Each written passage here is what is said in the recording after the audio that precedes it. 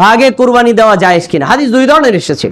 কিছু হাদিস এসেছে রাসূল সাল্লাল্লাহু আলাইহি ওয়াসাল্লামের সাহাবায়ে কেরাম আল্লাহ রাসূল নিজে হুদায়বিয়া সন্ধির সফরে অথবা অন্য সফরে তারা ভাগে কুরবানি করেছেন।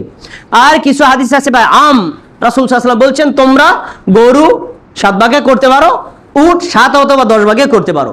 এখানে সফর কথাটা উল্লেখ নাই। তাই অধিকাংশ মুহাদ্দিস মনে করেছেন আমরা হাদিসগুলোকে আমভাবে ধরে নিই, তাহলে সফরে হোক অথবা বাড়িতে হোক সকল অবস্থায় ভাগে কুরবানি জায়েজ।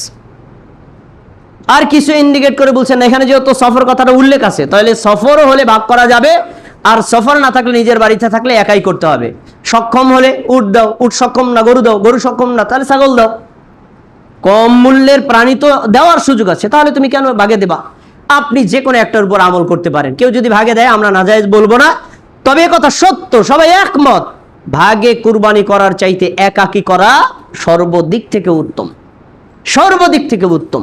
তাই আপনারা চেষ্টা করবেন একা কুরবানি দিতে। এরপরেও যদি সমস্যার কারণে ভাগে দেন আমরা আশা করি ইনশাআল্লাহ আম হাদিসের আলোকে কুরবানি কবুল হবে।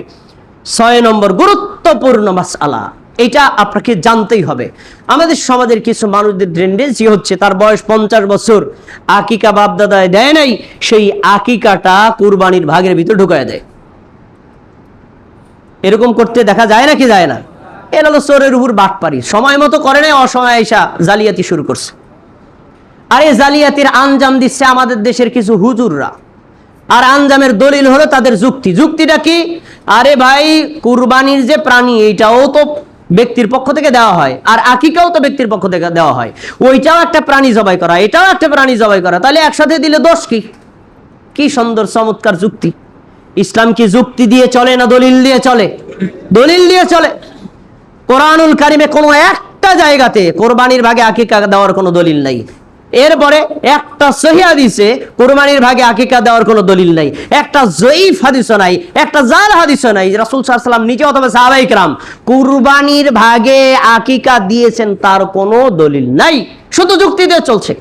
অতএব কেউ যদি কুরবানির ভাগে আকিকা দেয় তাহলে তার কুরবানির ব্যাপারে আমরা একটু সহজ হলেও আকিকা যে হবে না এতে কোনো সন্দেহ নাই।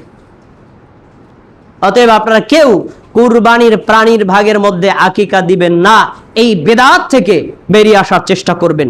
আল্লাহ রাব্বুল আলামিন আমাদের সবাইকে আজকের এই খুতবায় কুরবানির বিধান এবং মাসআলা সম্পর্কে যেগুলো জেনেছি আমাদের সবাইকে আমল করার